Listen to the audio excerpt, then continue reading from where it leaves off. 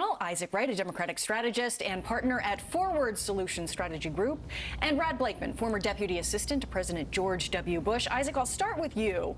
As we get things started, we just listened to the Vice President. He talked about how motivated Democrats are, and he also took a familiar that we've seen in prior elections, where you take the local Democrats and work to tie them to the folks in Washington. Nancy Pelosi, of course. So your thoughts, are the Democrats more motivated than the Republicans, and will this strategy, one that's been tried before, work? Well, I think Democrats are exceptionally motivated, absolutely, but I think the majority of the American electorate, the people in the center who depend on government to do the right thing, to mind the store so that our economy can grow, so that things can get better, are outraged. That's why Democrats have won 37 legislative seats over the last, 12 months, including in deep red places like a district in Kentucky that Donald Trump carried by 72%. That's more than just Democrats who are outraged at the Trump-McConnell-Ryan disaster. That's a whole lot of people in the center and even Republicans who are coming over to say the system is broken, Donald Trump has made it worse, and it's time to change directions. So you make the argument that Democrats may essentially take a similar strategy, that they'll try to tie the Republicans to Mr. Trump, to President Trump. At the same time, we just listened to President Trump at CPAC, and he said, he listed off a lot of accomplishments that he feels went very well this year. Tax reform at the top of the list. That's something the Democrats have argued could potentially hurt Republicans at the election, and yet they have embraced that part of their government. They're very proud of tax reform. Your thoughts on that issue, and if it will be used by Democrats to try and take out Republicans in the fall? I think math is going to be the problem for Republicans with the tax plan, right? 80% of the benefit of this tax cut goes to the wealthiest 1%.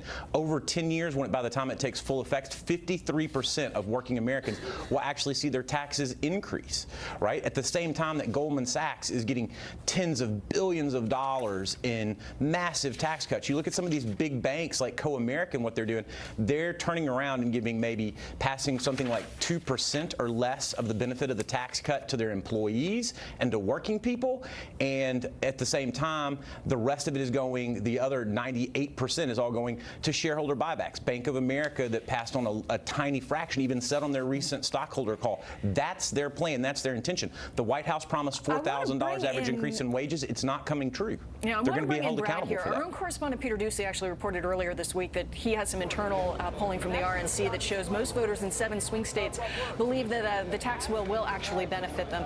Brad, you've had a chance to listen to the Vice President and the President today. Both are beginning to look towards 2018 to say don't be complacent.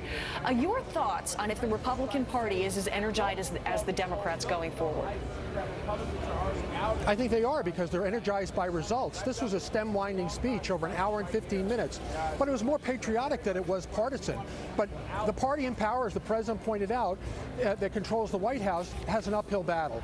History tells us since the Civil War, on average, we lose 32 House seats and 2 Senate seats. We can't afford to lose either chamber. We have to build on our majorities. And that was what the President said. We need to take the action that has been done in Washington and transfer that to the people who are going to be voting in November. And by the way, history has also taught us that if the economy is doing well, people are going to vote with their pocketbooks and give the benefit to the people who provided change. People are getting tax cuts, but they're also getting a benefit by returning of bonuses by their employers. You know, we had a chance to listen to a little bit of what the Vice President had to say looking ahead to 2018. The President also spoke on this issue. Do we have that?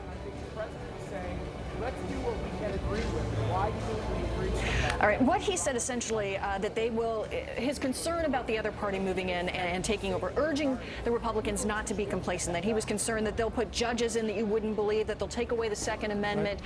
Some of these really hot button issues that this crowd, especially, they're the one you're standing before, really cares about, Brad. Do you think that's effective to say we can't let this happen? Yes, because we know what would have happened if Donald Trump would have not been president. We would have not had a record number of lower court judges approved by the Senate. We wouldn't have a Supreme Court judge that we have in Neil Gorsuch. So in order for us to keep the kind of home rule that we want, it's not Washington doing the work, it's the lower houses of states and communities like Parkland, who should be ruling their own people.